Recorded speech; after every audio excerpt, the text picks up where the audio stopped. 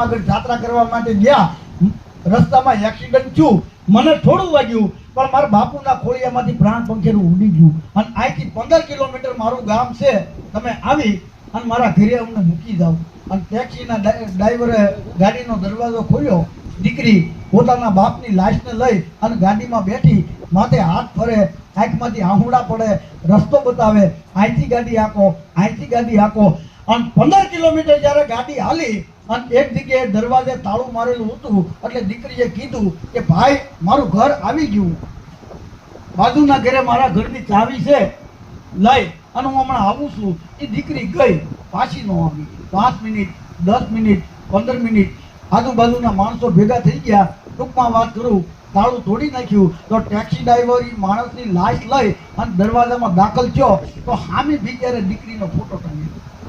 માણસને પૂછ્યું કે આ દીકરી તો મારી હારે હતી. એટલે બાજુના ઘરના માણસે એમ કીધું કે તમે જે માણસની લાશ લઈને આવ્યા ને, 5 વર્ષ પહેલા એના પત્ની ગુજરી ગયા અને એને સંતાનમાં એક જ દીકરી હતી. અને 2 વર્ષ પહેલા દીકરી ગુજરી ગઈ.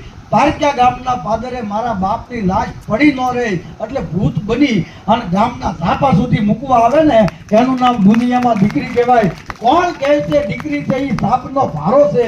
અરે દીકરી છે એ તો તુલસીનો